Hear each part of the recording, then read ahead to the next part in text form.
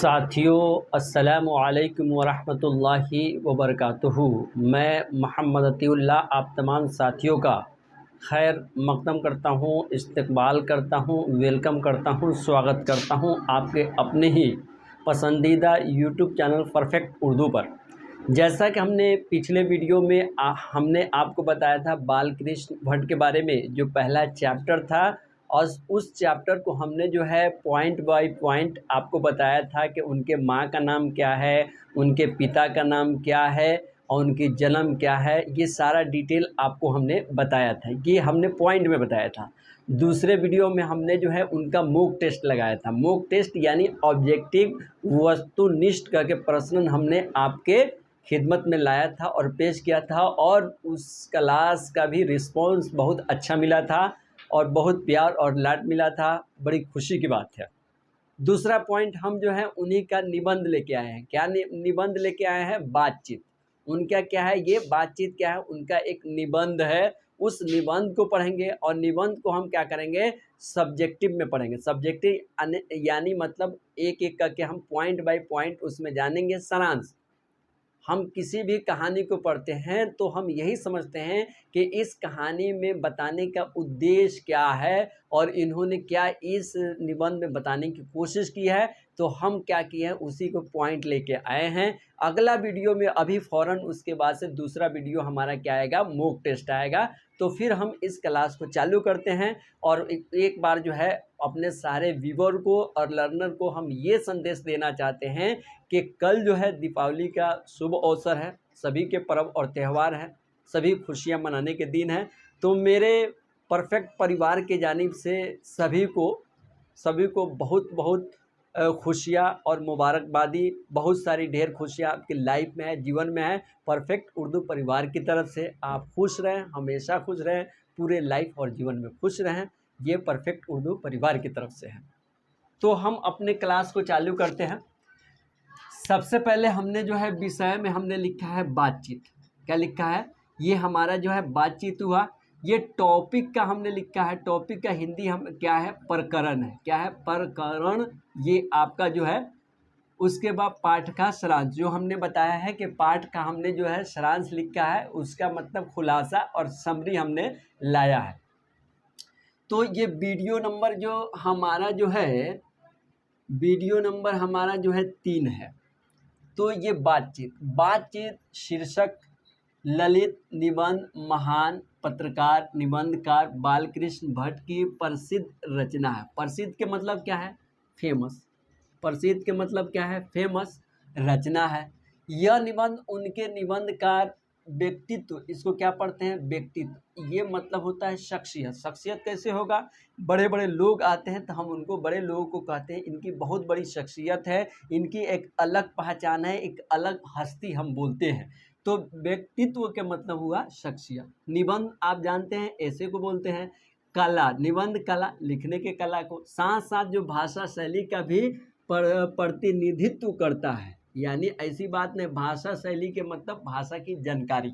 आपको भाषा में शैली हो जाए, बोलने का आपको अंदाज हो, तो आप कोई भी बात को बिल्कुल संवार कर बोलेंगे, ऐसा बोलेंगे अगला को लगेगा कि बिल्कुल इनकी बात से मोती झर रही है। तो बात करने का एक शैली होती है। अब रहा यहाँ पे 3 पॉइंट में है कि ईश्वर द्वारा वाक शक्ति मनुष्य के लिए वरदान है। अब रहा वाक शक्ति क्या है? जैसे हम बोल रहे हैं, तो ये हमारा क्या है? एक वाक शक्ति है। ये ईश्वर और ये परमात्मा की तरह से एक वरदान है, एक वरदान मिला हुआ है। बहुत सारे लोगों से, आप उन लोगों से पूछ लीजिए जिनके पास बोलने की क्षमता नहीं है, देखने की क्षमता नहीं है, हाथ नहीं है, पैर नहीं है, तो देख ली किस तरह से माजूर हैं और कोई काम को वो कर नहीं पाते हैं। तो ये बहुत बड़ा मतलब ईश्वर और परमात्मा का देन है कि हमारे अंदर सारा चीज़ है, मतलब हाथ है, पैर है, ये सारा चीज़ मतलब जो है ईश्वर का एक वरदान है। तो आपने वरदान समझ लिया कि वरदान मतलब जो ईश्वर और परमात्मा की तरफ से मिले। यहाँ देखिए कह रहा है कि वाक शक्ति के अनेक फायदों में से स्पीच के मतलब क्या है? स्पीकर। क्या है? स्पीकर जो हम बोलते हैं उसी को है। वक्त वक्तृता, वक्तृता के मतलब क्या हुआ? वक्तृता मतलब बोलने का शैली, भाषण देने का शैली। अब रहा है बहुत सारे लोग आपको भाषण देंगे या बोलेंगे तो आपको लगेगा कि कितना जल्दी इनका भाषण खत्म हो जाए। ये भाषण नहीं दे रहे हैं बल्कि हमको पका रहे हैं, इस तरह के भाषण। अब बहुत सारे लोग बोलेंगे तो उनको लगेगा वाह क्या बोल रहे हैं, ये तो हमारे दिल की बातें बोल रहे हैं। ये क्या कर रहे हैं? दिल की बात बोल रहे हैं। सारा मतलब पॉइंट टू पॉइंट बताते चलिए, कहाँ उतार है कहाँ चढ़ाव है, वो सारा को ध्यान में रखते ही बोलते हैं तो उनकी बात बड़ी मीठी लगती है। तो इसका मतलब जो है क्या हमने बताया, वक्तृता का मतलब जो है बोलने का शैली है, भाषा की शैली है। बातचीत दोनों का ये समावेश होता है। ये बातचीत क्या है? दोनों का समावेश है। किस चीज़ का? यानी स्पीच का और उसके बाद से वक्तृता, ये दोनों का ये क्या है? समावेश है, मिला हुआ दोनों का एक मिश्रण है। बातचीत में वक्ता, यहाँ क्या है? स्पीकर माने क्या है? वक्ता को नाजो नखरा का मौका नहीं मिलता, परंतु वक्तृता में चोटीली बात वक्ता को लाना पड़ता है। अब देखिए बातचीत में तो आदमी स्पीकर है, वक्ता है, तो उतना नाजो नखरा तो नहीं दिखा सकता, लेकिन अब जैसे वक्तृता में क्या होता है, उसमें नाजो रखना दिखाने का अंदाज होता है। आदमी बिल्कुल इतनी लचीली और पोलाइटली बात बोल देगा तो आदमी बिल्कुल झूमता रहता है। तो उसमें जो है क्या है? वक्ता को लाना पड़ता है, क्या चीज़?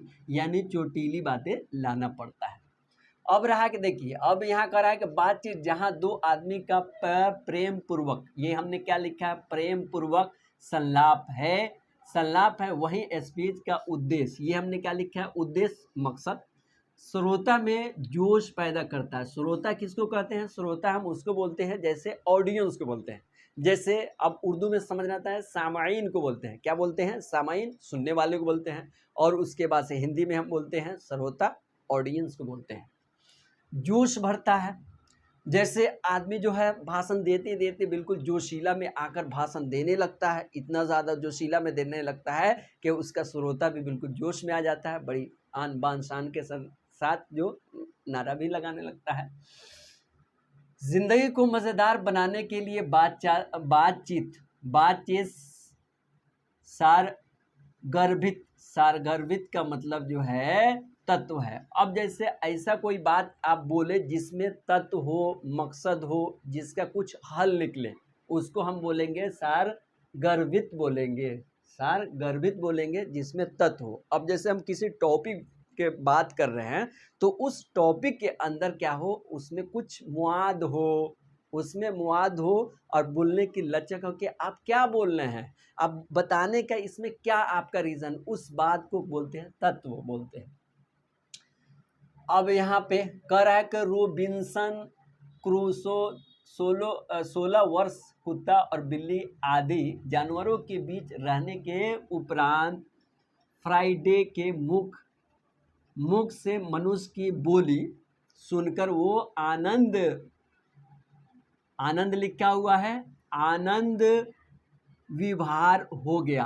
अब रहा कि ये मान कितना दिन रहा? 16 साल जो है कुत्ता और बिल्ली के पास साथ में रहने के बाद से वो मनुष्य की बोली को सुना, बोली के बनने के बाद भी क्या हो गया? वो गर्वान्वित हो गया, यानी उससे प्रभावित हो गया। मनुष्य का गुण और दोष, ये रहा। गुण के मतलब क्या है? गुण के मतलब खूबी, और दोष के मतलब जो उसके अंदर कमी हो। आदमी जब बोलता है तभी उसके अंदर जो है मनुष्य की खूबी और गुण ये दोनों चीज़ पता चलता है। जब वो न बोलेगा और जब न कुछ कहेगा तो फिर उसका कोई भी चीज़ पता नहीं लगेगा। तो ये क्या है? गुण और दोष प्रकट करने के लिए बातचीत आवश्यक है। क्या है? बातचीत क्या है? तो गुण दोष कैसे जाहिर होगा? जब हम बोलेंगे, किसी को बताएंगे तो ये क्या होगा? बातचीत उससे, तब उसके बाद से गुण दोष ये प्रकट होगा।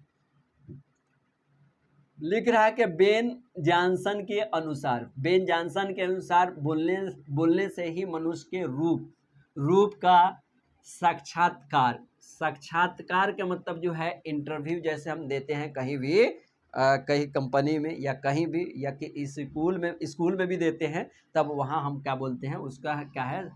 साक्षात्कारता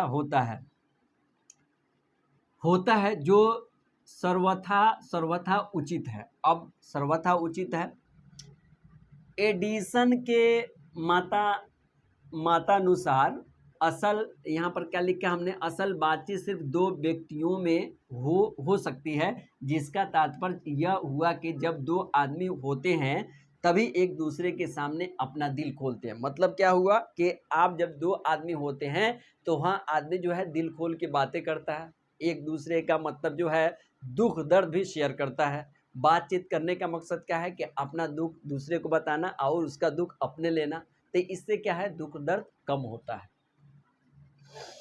कह रहा कि बातचीत के लिए दो पक्षों की उपस्थिति लाजमी है। देखिए बातचीत करने के लिए दो चीज़ों का, दो आदमी का क्या है, दो पक्षों का क्या करना है, उपस्थिति लाजमी है। बातचीत होने के लिए एक दूसरे के पास आने जाने से शिष्टाचार, शिष्टाचार के मतलब क्या है, भाईचारा। शिष्टाचार का मतलब क्या है, भाईचारा। भाईचारा की त्रुटि हो सकती है, भाईचारा की त्रुटि मतलब गलती। लेखक के अनुसार अपने आप बात करने की शक्ति पैदा करना सबसे उत्तम प्रकार की बातचीत है। अब रहा कि अपने अंदर जो है बोलने की शक्ति पैदा करना कैसे होगा, तो ये आदमी जब बात करेगा तो उस सारी गलतियां उसे निकलेंगी और उसका हिजिटेशन खत्म हो जाए। बातचीत करने से क्या होगा, हिजिटेशन खत्म होता है, ताकि हम कहीं भी धड़ल्ले से बोल देते हैं। लेकिन वही जब मान के चलिए हमारे अंदर हिजिटेशन रहेगा और लाख हमारे साथ सलाहियत होगी, लेकिन सलाहियत के साथ एबिलिटी तो रहेगी, लेकिन कहीं 2 लाइन 10 लाइन बोलने की बात आएगी तो हम वहाँ पर क्या हो जाएंगे, हम झिझक महसूस होगी और हम बोल नहीं पाएंगे। तो लेखक वही बताना चाह रहा है। बातचीत में लेखक का पूरा मकसद यही है कि बातचीत करने से क्या होता है, अपने अंदर जो गुण रहता है वो गुण प्रकट होता है।